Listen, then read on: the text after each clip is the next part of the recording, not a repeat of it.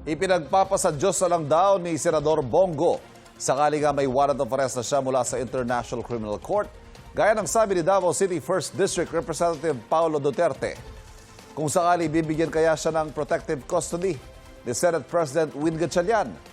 Alamin sa unang balita ni Ian Cruz. Ipinost online ni Congressman Pulong Duterte ang sinabi ng mapagkakatiwalaan niyang source. Meron na anyang arrest warrant laban kay Senador Bongo at dalawang dating opisyal ng pulisya mula sa International Criminal Court o ICC.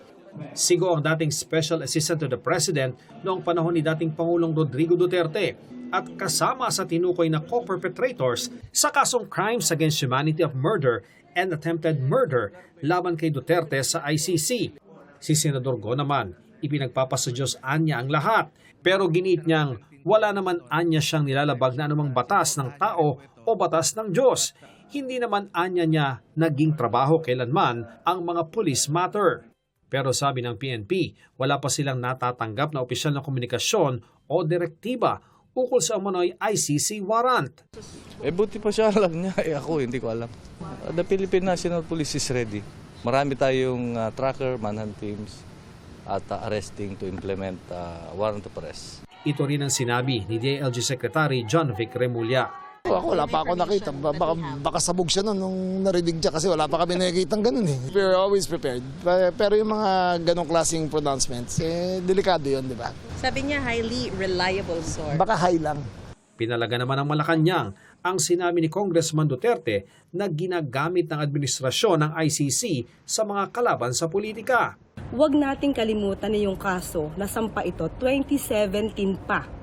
So hindi ito wine-weaponize, kinakailangan lamang po na matugunan din ang hiling ng mga kababayan natin. Kung may kailangan managot, dapat na managot. Ipinapaubaya na ng palasyo sa Department of Justice o DOJ ang pagsagot kung may utos ang Pangulo kaugnay ng posibleng pag-aresto sa isang senador. Pero sabi ng National Bureau of Investigation na nasa ilalim ng DOJ.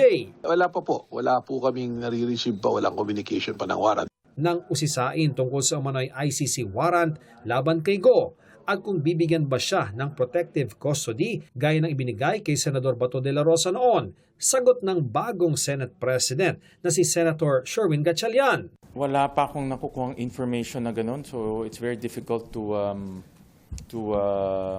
again, it's very difficult to preempt. No? Let's wait kung totoo nga yung information na yun. Hindi rin masagot ng Senate President kung hindi rin ba maaresto si Go kung may sesyon ng Senado. The situations vary. No? So it's very hard to answer and then iba naman yung situation. No? Ito ang unang balita. Ian Cruz, GMA News. Bumuwelta naman si Davao City 1st District Representative Paulo Duterte kay DILG Secretary John Vic Remulla. Ang sabi ni Duterte, baka nagkamali si Remulla ng sinabihan ng hay at sabog. Baka rawan talagang tinutumbok ni Remulla ay yung mga nasa Malacanang. Hamon ni Duterte kay Remulla, magpa-hair follicle drug test sila para malaman kung sino ang sabog.